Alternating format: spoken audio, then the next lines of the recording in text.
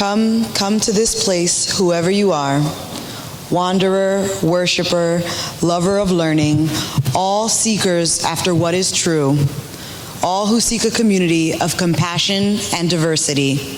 Come to this place, whoever you are. Though you've broken your vows 1,000 times and you're too busy and you don't have the time. Come to this place, whoever you are. Lovers of wisdom, lovers of humanity, lovers of beauty. Come to this place where a love we do not make surrounds us and lifts us and nurtures us. Come to this place, whoever you are. Ours is not a community of despair, but of hope. Not a place of judging, but of thanksgiving. Not a place of certainty, but of searching. Come to this place, whoever you are. Welcome to our celebration of life. We seek our place in the world and the answers to our heart's deep questions. As we seek, may our hearts be open to unexpected answers. May the light of our chalice remind us that this is a community of warmth, of wisdom, and welcoming of multiple truths. Good morning. I invite you to place your feet on the ground for a moment. We're going to enter into a moment of thoughtful meditation. If you wish, you may close your eyes. I'd like you to notice your breath. You don't need to change it. Just notice it as you inhale and exhale. Notice any tension you may be carrying in your body. You don't have to change it. Just notice it right now. But if you feel like you can try to breathe into that tension, if it's in your shoulders, or your chest, or your belly.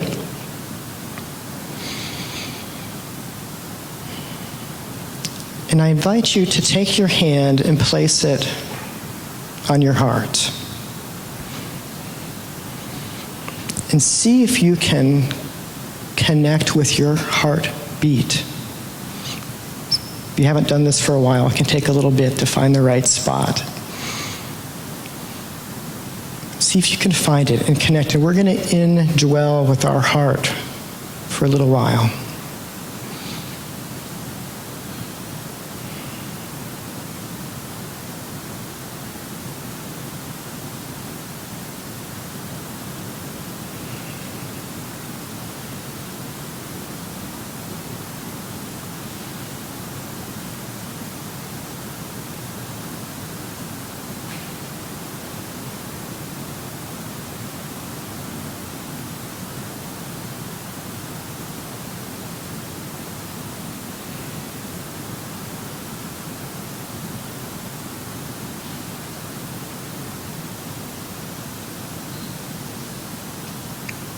When you're ready, you can open your eyes and return to your breath and to this community.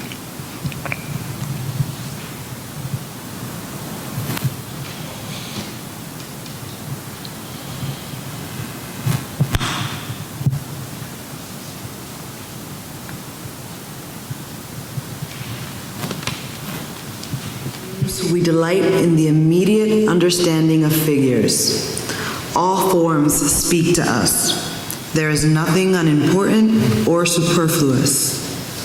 But even when this dream reality is most intense, we still have, glimmering through it, the sensation that it is mere appearance. At least this is my experience. For its frequency, indeed normality, I could adduce many proofs, including the sayings of the poets.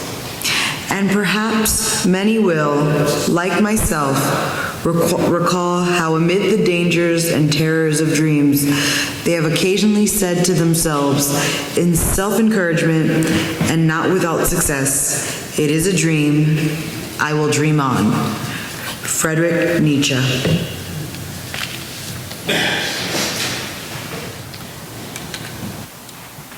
So today I have the great honor to speak with you about dreaming. And by dreaming and dreams, I'm referring to not our best wishes for the future, but rather the fantastic and sometimes dreadful experiences that we have each night when our bodies are resting. There's always a personal risk when we talk about our dreams, isn't there? We may feel afraid that someone will roll their eyes and say, "Oh no, here comes another boring dream." I feel that fear right now, actually. But I'm somewhat heartened to know that even if you literally fall asleep from boredom during this talk, we still move a step closer to my goal today, the reawakening of the dreaming mind. So go ahead and close your eyes if you choose. I won't be offended. Dreams are a mystery. They resist our attempts to understand them with the cognitive tools and frameworks that we use to explore everything else. They can be, at turn, baffling, boring, terrifying, ecstatic, deeply weird, deeply illuminating, and sometimes revolutionary. And yet dreams are slippery, sliding out of our reach almost immediately after we wake up in the mornings. Some have argued for this reason that dreams are best forgotten. I suggest the opposite, that as a culture we have simply forgotten how to dream. But before we can talk about dreams, we have to look at sleep. We rest, we sleep on average 7 to 9 hours a night. That's 1/3 of the 24-hour spin on the Earth's axis. So for the typical lifespan of 75 years, we spend 25 of those years asleep. And yet we know so little about sleep, including basic biological mechanisms behind why we need it and what it does for us, even on a cellular level. There's no current global theory for sleep besides the obvious. We need to do it, and we feel bad if we don't get it. In extreme situations, we die if we are prevented from sleeping. So sleep is a mystery to science. So we can say then that dreaming is a mystery inside another mystery. And for this reason, most scientific institutions and even the social sciences don't care much for the topic of dreams. As an object of study, dreams are too messy. They're baffling, too difficult to generate those material correlates which can be neatly counted and displayed on colorful graphs. That scientific mainstream essentially rejects the wisdom of dreams because they are subjective experiences. They can't be verified. Of course, what the culture of scientific materialism doesn't spend any time reflecting on is how dreams have actually delivered countless discoveries and aha moments throughout the last couple centuries, a few of which I'll talk about today. So, this double mystery of sleep and dreams doesn't play well in religious circles either. Even though leaders in the early Christian church, as well as historic Islam and Judaic cultures, pointed towards dreams as a path to the divine, today dreams in most Western religious cultures are at best ignored and at worst suspected and vilified. The basic theological argument against dreams is that dreams may be initiated from above, capital A, but attempts to encourage dreams in any way is asking for trouble from down below. So, like science, religion rejects dreams because they are personal, direct, and unmediated experiences. So now we can begin to understand the pickle that we are in as Western dreamers. Dreams are in the privileged position to be rejected not only by the academy, but also by contemporary religious institutions. Why are dreams so threatening? Is it really because they are too messy and too confusing, or is something else at play? I contend that dreaming is ignored and downplayed as a source of wisdom because of its mystery and not in spite of it. And this mystery is precisely what makes dreams dangerous to the power structures of our society. Dreams do not play nice with hierarchical constraints. And despite what our culture tells us, you don't need a PhD to have a creative insight that can change the world. And you don't have to be a bishop to have a direct experience with the divine. Probably not a surprise to you. After all, the fourth principle of Unitarian Universalism delineates the importance of the individual quest for freedom and for wisdom, that cognitive freedom to honor experiences from many sources of wisdom. 19th century religion scholar William James comes to mind here. In his Varieties of Religious Experience, James writes, "By their fruits ye shall know them, not by their roots." In other words, if wisdom comes from dreams or other altered states of consciousness, let us honor the wisdom and not question its source. James calls this view pragmatism. But what is radical about James's quote of these fruits? Maybe the mango, I wonder, the mango, the juicy mango, is that he's in turn putting a spin on Matthew 7:16, which was sort of a cliff notes for determining who's a false prophet and who is the real deal. By their fruits you will know them. Do you gather grapes from thorn bushes or figs from thistles? So the original metaphor here was that false prophets are those who don't just speak, true prophets are those who not only speak the truth, but also walk the walk. Now James is going a step further. Let's not avoid the thorn bushes either. They have wisdom too, perhaps sharp-pointed. So the history of science and invention is full of accounts of direct wisdom coming from dreams. And speaking of sharp points, in 1844, Elias Howe was working on a prototype for a new kind of automatic sewing machine. However, he could not figure out how the machine could hold that threaded needle with the hole at the bottom of the needle as was traditionally placed. This thread would not pass through the machine. One night, Howe had what you might call an anxiety dream. He dreamed he had been captured by violent warriors, their faces covered in war paint. They threatened him. Finish the invention or else. The warriors circled around him and jabbed long and sharp spears in his face. He suddenly, and this is interesting, became curious. And he noticed that near the head of one of the spears, in his face, was an eye-shaped hole. He immediately awoke with the certainty that the holes for his needles needed to be near the head, not on the bottom. So his creative problem had been solved directly in the dream. Early 20th century mathematician Srinivasa Ramanujan reported that all of his discoveries happened in dreams. Ramanujan had no formal university training, but is widely recognized today as one of the greatest mathematicians of all time. In 1913, as a young man of 25 years old, he was invited to Cambridge. There he produced reams of algorithms, often presented without proofs. Sadly, he took ill and he died at the age of 32. But it has taken a century to appreciate the genius of Ramanujan's mathematics, which has been applied in multiple fields, including computer science and quantum mechanics.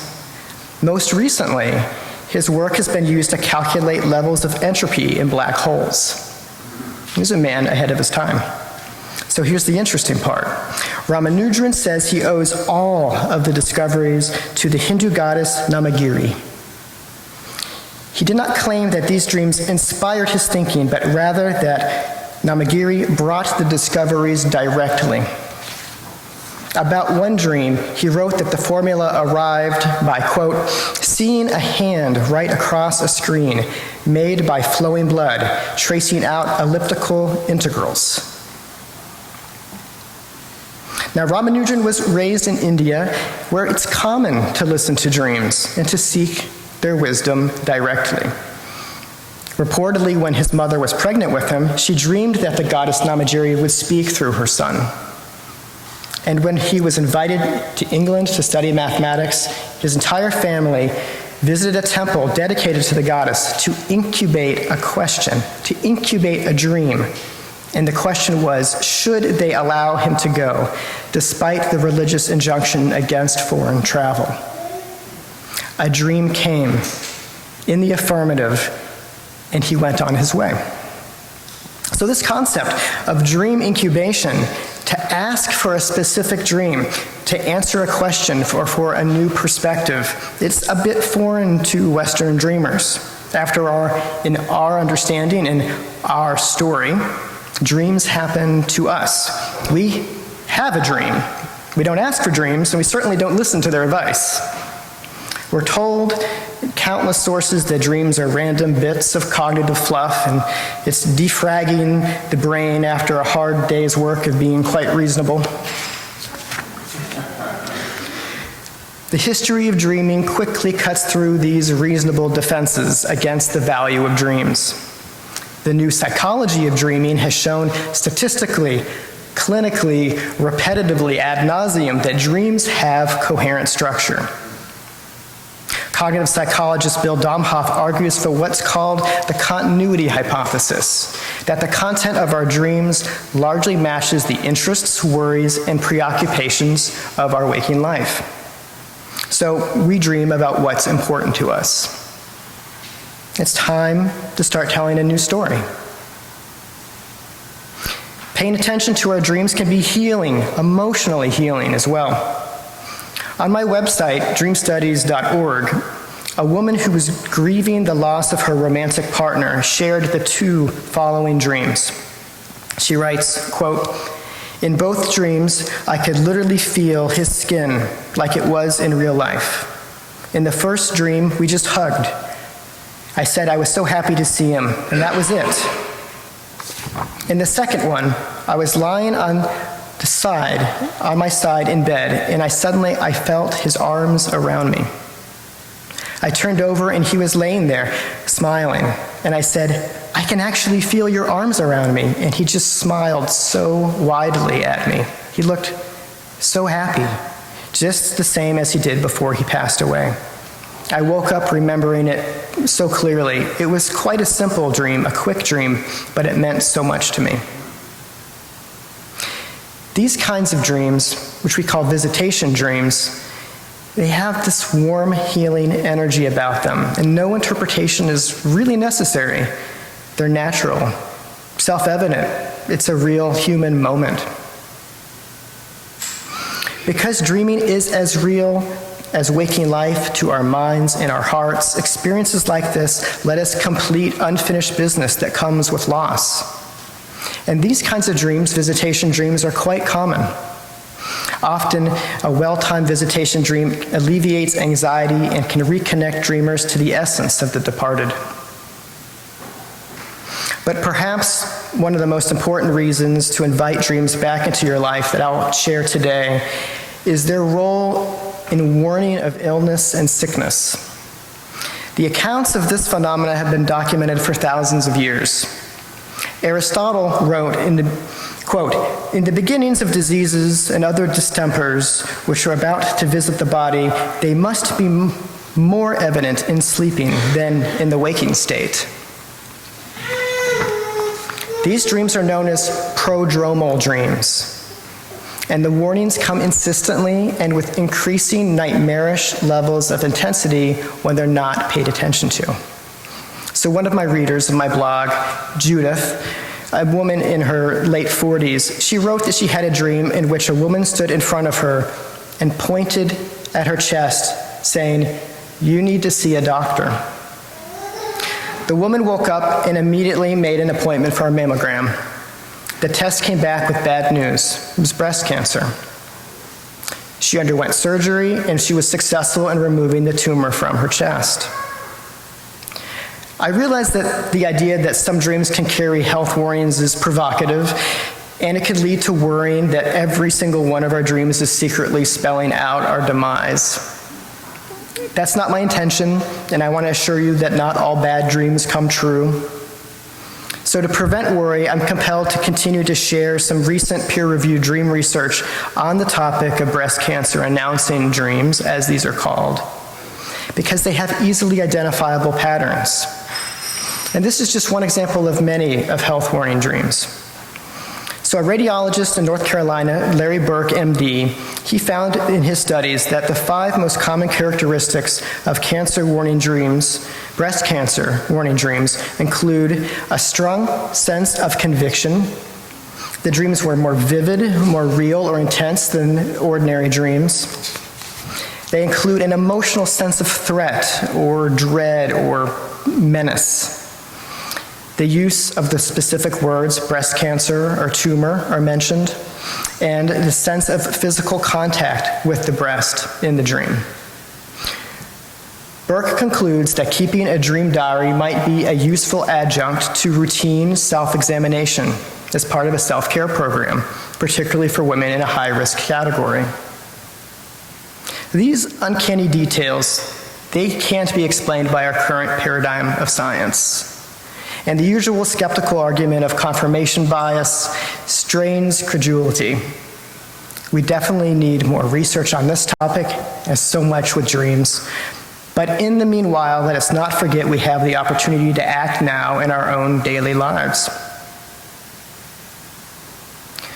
So I've detailed how attending to dreams and treating them as real human moments can benefit us in terms of our creativity, healing, and even bodily health. And yet for me, one of the strongest reasons for reawakening the dreaming mind is what happens when we expand the circle a little more and reflect that our dreams may not be just about me or ourselves. That's why it's important to write down dreams as accurately as possible, as soon as you have them. Speak them freely with your family and especially with children. Not only do dreams reveal family dynamics, but they expose socioeconomic issues and frameworks, those hidden frameworks of our culture. We also carry metaphors of our family's joys, traumas, and secrets in our own dreams. These images cry out for acknowledgement and for healing. Finally, dreams reflect our humanity, how we are embedded in nature, or what philosopher David Abram calls the more than human world. It takes a little bit of work and time to do eco-dreaming, which I loosely define as dreaming as if the earth is alive, crazy idea, and communicating through us. I'm convinced that dreams not only reflect potentials in the emotion, bodily, and even spiritual realms, but also provide warnings of probable dangers and opportunities for our communities, because we live and dream together. It's easy to bring your dreams back, and this is really the good news. Journal them. Keep that journal on your bedside table.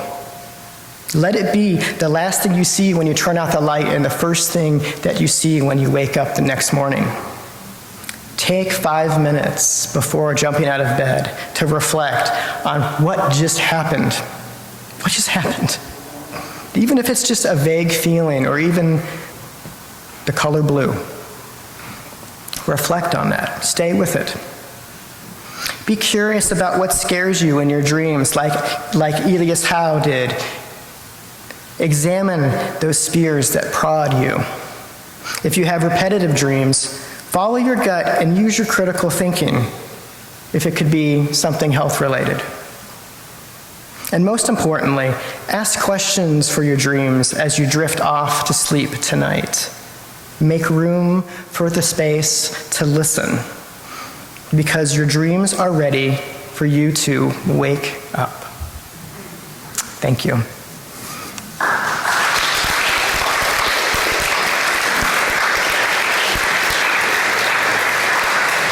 Dream big dreams and then live them out. Whenever possible, as individuals and beloved community, may we make space to dream big dreams of love, courage, and hope, and together may we live them out with peace and joy.